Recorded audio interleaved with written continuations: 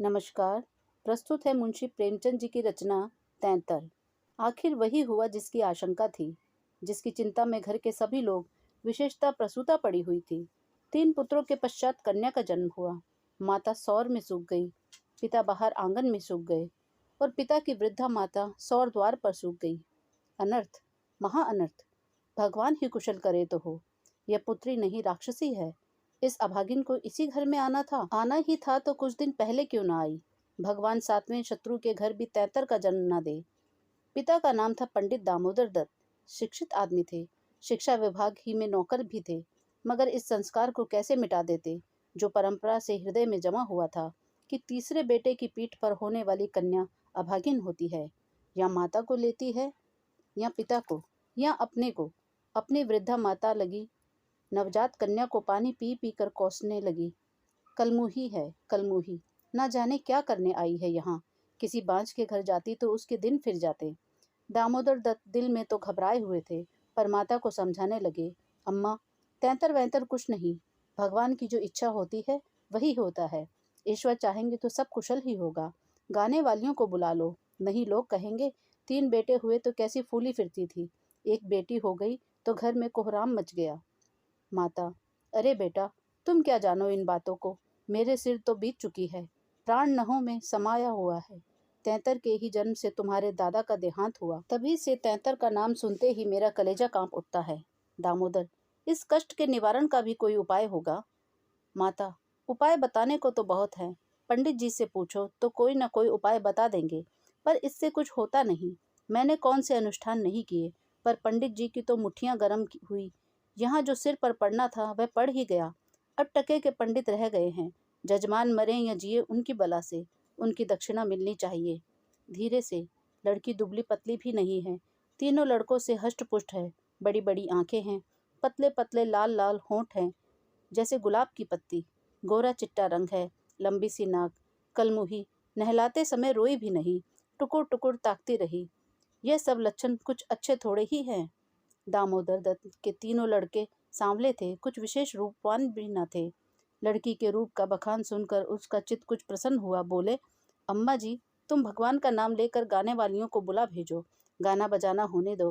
भाग्य में जो कुछ है वह तो होगा ही। माता, जी तो हुलसता नहीं, करूँ क्या? दामोदर, गाना न होने से कष्ट का निवारण तो होगा नहीं कि हो जाएगा। अगर इतने सस्ते जान छूटे तो ना कराओ गाना। माता, बुलाए लेती हूँ बेटा, जो कुछ होना था वह तो हो गया। इतने में दाई ने सौर में से पुकार कर कहा, बहू जी कहती हैं गाना बजाना कराने का काम नहीं है।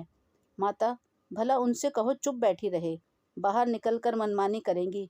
12 ही दिन है, बहुत दिन नहीं है। बहुत इतराती फिरती थी, यह न करूँगी वह न करूँगी। देवी क्या है, देवता क्या है, मर्दों की बातें सुनकर वही रट लगाने लगती थी। जो अब चुपके से बैठती क्यों नहीं? मेमे तो तैंतर को अशुभ नहीं मानती, और सब बातों में मेमों की बराबरी करती हो तो इस बात में भी करे। यह कहकर माताजी ने नाइन को भेजा कि जाकर गाने वालियों को बुला ला, पड़ोस से भी कहती जाना। सवेरा होते ही बड़ा लड़का सोकर उठा और आंखें मलते हुए जाकर दादी से पूछने लगा, बड़ी अम्मा, कल अम्मा को क्या हुआ? माता, लड़की तो हुई है। बालक खुशी से उछलकर बोला, ओहो, पैजनिया पहनकर छुन छुन चलेगी, जरा मुझे दिखाओ दो दादी जी। माता, अरे क्या सौर में जाएगा, पागल हो गया क्या? लड़के की उत्सुकता न मानी, सौर के द्वार पर जाकर खड़ा हो गया और बोला, अम्मा, जरा बच्ची को मुझे दिखा दो। दाई ने कहा, बच्ची अभी सोती है। बालक, जरा दिखा दो गोद में लेकर। दाई ने कन्या उसे दिखा दी तो वह वहां से दौड़ता हुआ अपने छोटे भाइयों के पास पहुंचा और उन्हें जगह जगह कर खुशखबरी सुनाई। एक बोला, नन्ही सी होगी। बड़ा, बिल्कुल नन्ही सी, बस जैसे बड़ी गुड़िया। ऐसी गोरी है कि क्या किसी साहब की लड़की होगी। यह लड़की मैं लूँगा। सबसे छोटा बोला, हमको भी दिखा दो। तीनों मिलकर लड़की को देखने आए और वहां से बगले बजाते उछलते कूदते बाहर आए। बड़ा, देखा कैसी है? मंझला, कैसे आंखें बंद किए पड़ी थी। छोटा, इसे हमें तो देना। बड़ा, खूब द्वार पर बारात आएगी, हाथी घोड़े बाजे आतिशबाजी। मंझला और छोटा ऐसे मगन हो रहे थे मानो वह मनोहर दृश्य आंखों के सामने है। उनके सरल नेत्र मनोल्लास से चमक रहे थे।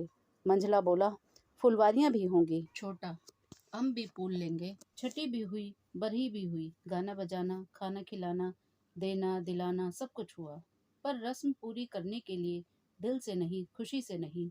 लड़की दिन दिन दुर्बल और अस्वस्थ होती जाती थी। माँ उसे दोनों वक्त अफीम खिला देती और बालिका दिन और रात नशे में बेहोश पड़ी रहती। जरा भी नशा उतरता तो भूख से विकल होकर रोने लगती।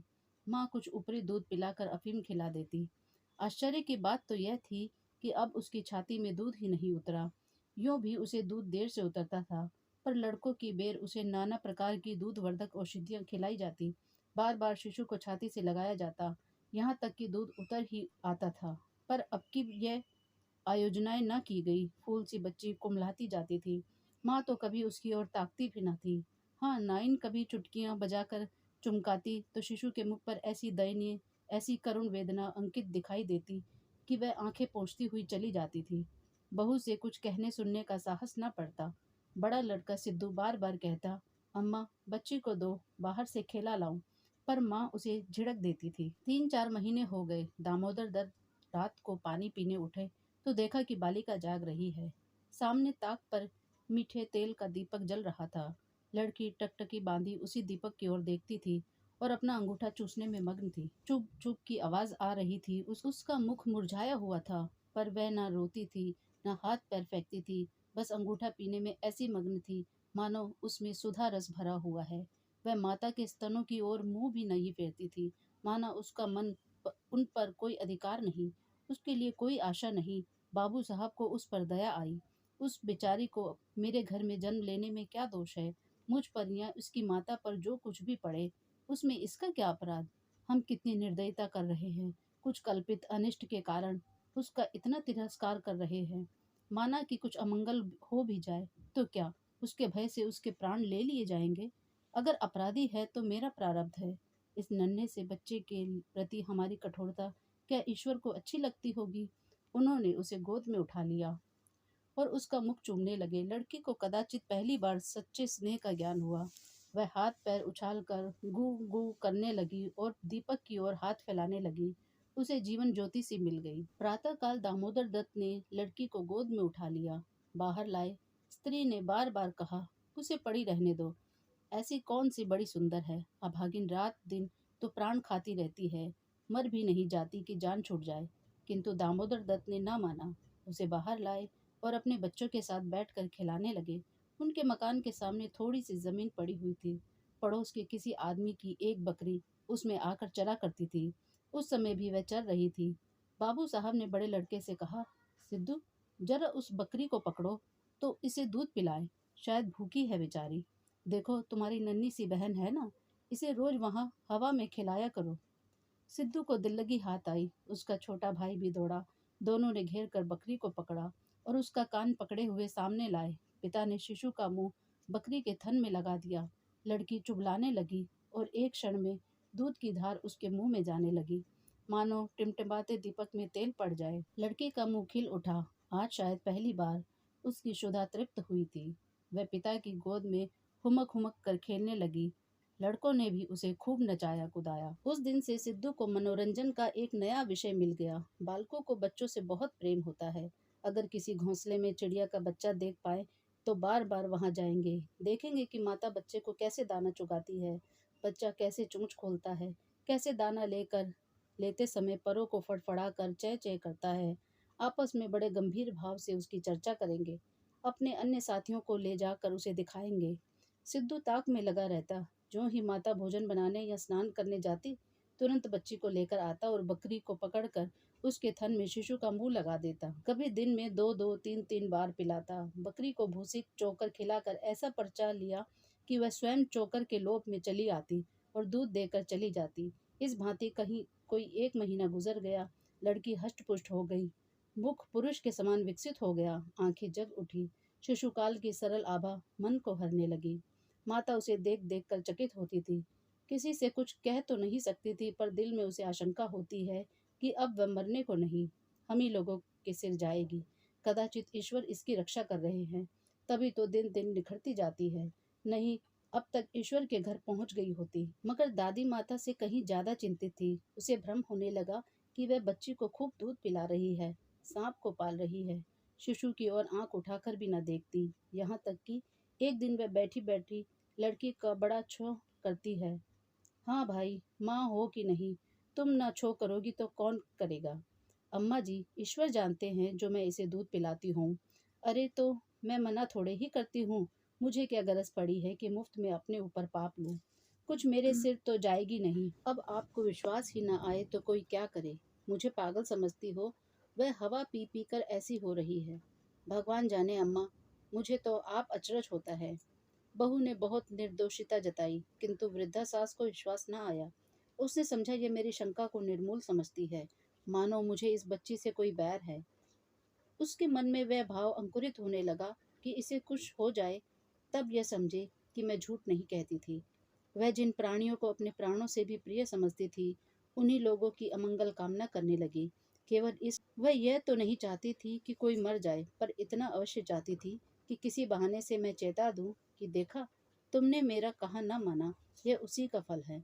उधर सास की ओर से ज्यों ज्यों यह द्वेष भाव प्रकट होता था, बहू का कन्या के प्रति स्नेह बढ़ता था। ईश्वर से मनाती रहती थी कि किसी भांति एक साल कुशल से कट जाता तो इनसे पूछती।